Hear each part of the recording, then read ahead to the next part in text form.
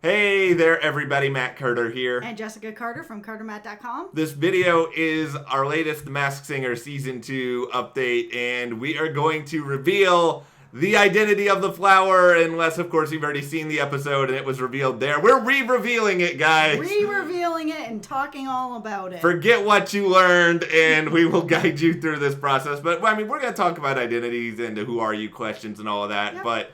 I mean, we're at a point in the season where almost everyone knows who everyone is, so I don't think we're going to be that transfixed on it. But we have a lot of fun stuff to sort of break down with everyone who was in this episode. Yeah. But before we do, if you like this video, be sure to give us a like, subscribe to CARTERMATT on YouTube, and hit the notification bell so you don't miss any other updates that we have coming your way. Mm-hmm. All right. The big the shocker in this episode is not that the flower is Patti LaBelle. No, everybody knew that. Yeah, it's like... How is Patti LaBelle being eliminated from The Masked Singer at this point? I do not understand. The only thing that I can feel of why this happened right now is that song choice in the battle against Seal/the Leopard was not a good choice. Eye of the Tiger is a really difficult song because, to me, it feels like this song doesn't have a lot of actual singing in it. There's a lot more kind of talking through the song with a little bit of melody going with it. And then you're going to give that to somebody like Patti LaBelle, who's a singer, who's one of the best singers with the biggest voices, and you're going to give her a song that she can't belt anything out to. It felt like that song was the undoing and nothing else. Well, there's a couple of thoughts here. I mean, number one, I checked out what Patti LaBelle said. There was an interview with Entertainment Weekly that she did following the episode, and I learned in there that apparently Masked Singer contestants, they suggest a big list of songs. Some of them end up getting cleared. They end up performing some of them. Eye of the Tiger was not on that list that she put up, so it seems like this is something producers wanted her to do. I'm guessing... it's because they're doing this sort of like showdown thing and they want to have these sort of like, you know, I'm going to get you, I'm going to defeat you, like sort of songs in there. Yeah, and I get it, but you still need songs that fit with people, like the Leopard's first song, Earth, Wind, and Fire. That is a hard song for anybody. Well, we'll get to that more later, but what I'm saying is I'm more talking about just song choices right now and how some of these song choices are bringing the performances down when they shouldn't be down, and we know that Patti LaBelle can sing incredibly well, that the Leopard also can sing incredibly well, but just a wrong song choice can end you on this show. Yeah, and well, the other thing though is we don't know why people are being ended on this show. Like, that is still the reality here, where maybe they were just like, we don't like flowers today. Let's get rid of Patti LaBelle. Like, there's no rhyme or reason as to why people are going home. I disagree. I feel like this week, that song, like, it felt painful to watch that song. And that's not because I don't love Patti LaBelle, because there's nothing not to like about her. She's just incredible. And that's why it was really difficult to see that song come out, because it just didn't fit with her and her style and how big and beautiful her voice is, that it just stifled her. Stifled. I didn't like that happened. Not that I wanted to see the Leopard go home either, but man, let's just say this. It is really tough right now. This competition is tight. There are such good singers this season on this show that everybody we're losing now is a heartbreaker. It's interesting in that I think they could have gone either way with the elimination. I think they could have sent the Leopard home. I think they could have sent the flower home because, and we'll get into it. I mean, the Leopard's first performance wasn't that great, and if you sort of balance those out, maybe they're even. But my thinking, this is my tinfoil hat theory here, that everyone knew that it was Patti LaBelle. Yes. Everyone was 1,000,000% sure it was Patti LaBelle. She is Nick Cannon's kid's godparent. I mean, there's no way that would have ever been a secret. Maybe they're just trying, the producers anyway, are like all twirling their mustaches and are just like, let's create a little bit of suspicion and at least have some like ambiguity for people entering the next round. I mean, It's a good theory. I just wonder if the producers know at this point that from the first season that everyone's a Google detective. Everybody knows who everybody is. This happened last season. Yeah. It's happening this season. It's happened since like week 2. Everybody's even here at the channel. Every time we put up a Masked Singer thing, everybody's got the list of every single person that is under every single mask. And so the producers got to go into this knowing that people are going to figure it out beforehand. So would they really kind of eliminate her under that guise? I really don't. Like, oh man, everyone already is going to know that's her. Man, we know who everybody is at this point, except the tree. I don't buy into anything that's out there right now because I just want to be surprised. Well, I think there's always a couple of contestants who are like that every season where they're able to at least have the judges act like they don't know who they are. And so I think they try to create a little bit of ambiguity in that sense. And I think they tried for a while to do that with the Leopard, but tonight I think everything started to kind of unravel completely in terms of them guessing that it was Seal. I'm not even going to argue that it's Taye Diggs anymore because there's no point. It is clearly Seal. It is clearly Seal, but it has been for so long, and I think you're right in that there are times that the judges are throwing out people that they know it's not to try to keep the mystery alive. Bjork. Yes. Well, Ken is ridiculous. But I feel like everyone else is throwing out some stuff to kind of throw it off because Seal's voice is so distinct and it's so well known everywhere that I was shocked that it took this long for anyone to throw out Seal. So I kind of wonder if the judges are throwing out other stuff to kind of just keep the mystery alive, keep it going, keep conversation going, and not be like, here's a list of every single person that it is, boom. Yeah, it's not a very fun show if all the judges are like, it's Patti LaBelle, and then they just walk off the stage and they have nothing else, or it's Seal, same thing. I mean, let's dive into this song choice that you brought up earlier of September, because as someone who has done karaoke to September by Earth, Wind, and Fire before, we all have. Those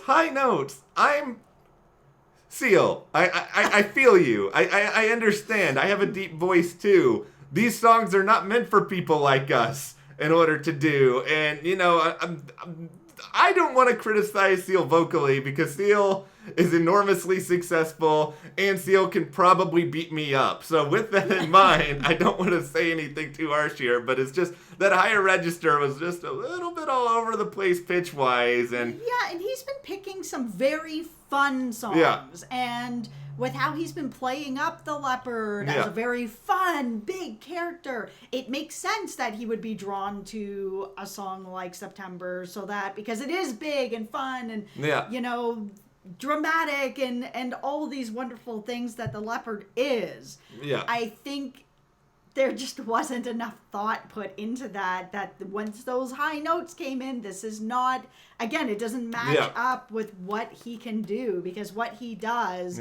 he does like nobody else. Here is the bad news.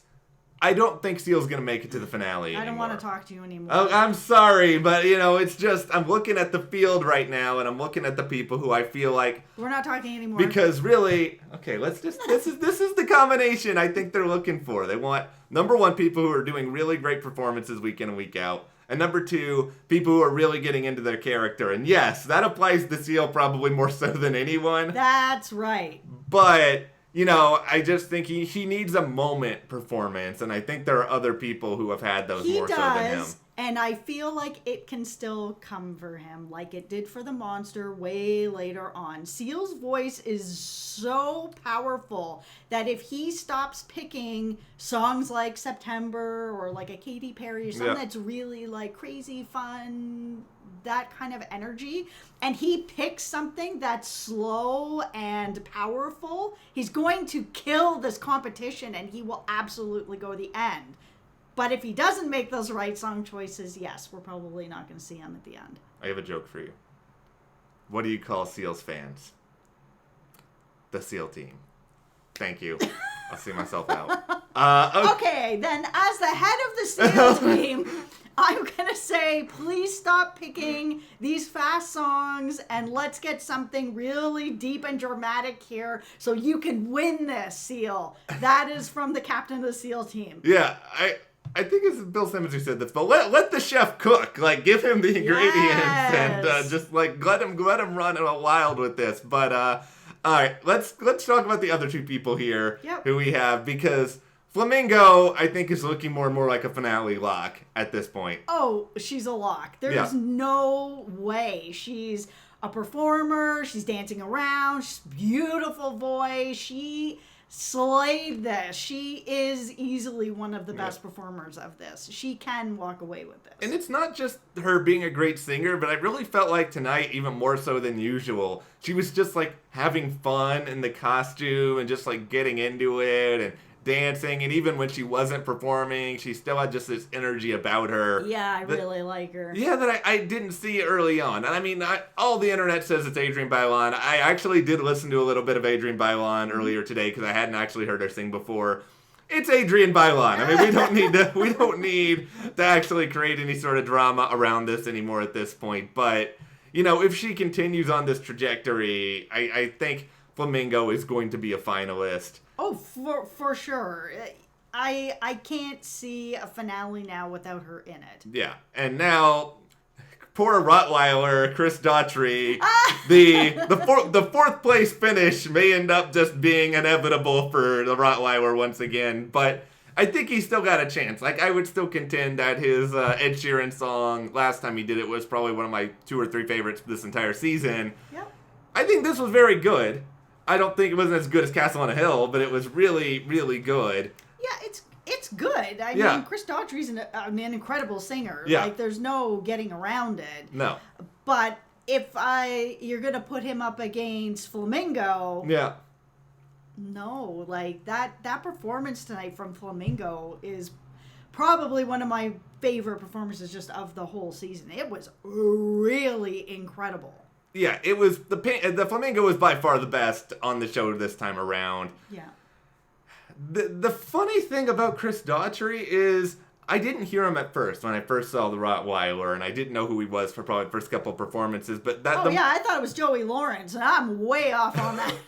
There we say, whoa, it is not Joey Lawrence. It is not Joey It is not John Stamos, which I also previously said. So apparently we really wanted the Rottweiler to be like some old sitcom star. That's right, give me the nostalgia. Yeah, not the case. But the moment that I picked up on one of Daughtry's vocal takes, like he's all I hear now when I hear the Rottweiler sing, and there's no going back from that. But here's sort of the difficulty in figuring out exactly who's going to be at the end of all of this is, you know, you look at sort of the other group of people who did not perform tonight. You've got people in there like the Fox, who I think is a really strong finale contender. Yep. You've got the Tree, who could be a finale contender. If nothing else, she's got a lot of mystery about her still. Yeah, and I think the show would want to keep somebody who's got some mystery around her. She's got a beautiful voice. Yeah. She has a lot of fun. So again, the theatrics of it all. I can see the Tree getting close to the end, especially if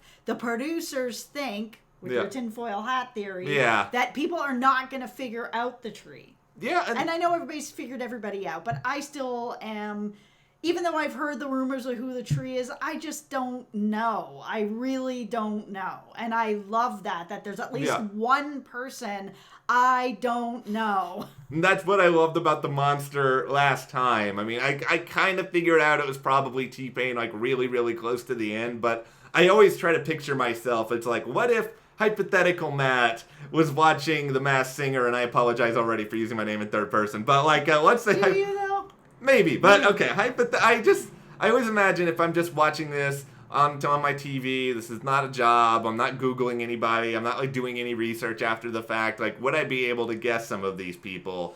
I think the Tree I would not be able to. No. I don't think, probably wouldn't have been able to guess the Flamingo until they said Adrienne Bailon, then I would have looked it up or whatever. I would have never guessed the Flamingo because I still don't know who that is. I mean, Daughtry I probably would have been able to figure out eventually, But I mean, they really are though putting a lot of clues out there that are very much like, oh, you probably need to Google this or look at someone's Instagram. I mean, Daughtry, they did put the words judged in there, so judged on Idol. I did find this out though from the last time we performed that they showed that painting that the Rottweiler did of Triumph the dog. Yeah.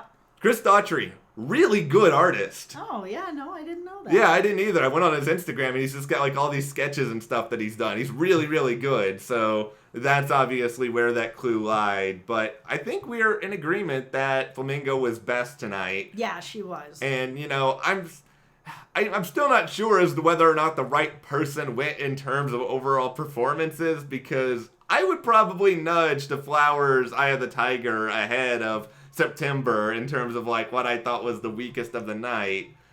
But, and I'm saying this so that, you do not join Seal in wanting to come after me after this video. I'm the head of the Seal team. Yeah. We are no longer talking. Yeah, I know, but I'm still happier. I'm still happier ultimately that the Leopard is there, because I enjoy watching the Leopard probably more because it's such a fun character. Yes, I do. Well, I'm the head of the Seal team. Yeah, we've made this clear. I definitely enjoy watching the Leopard more. No offense to Patti LaBelle, who's just amazing, but for just the theatrics of the Leopard is so much fun, and I need to see him more in my life. All right, well, let's conclude this video, but we want to know from you guys, what did you think about the Masked Singer this time? Are you shocked that the Flower has wilted from the competition? Yeah, I know, I still have puns. Let me know in the comments. You will forever. Yep. And if you like this video, give us a like, subscribe, and you can support us further by checking the link in the description to the CARTERMATT store, and we'll see you here next time.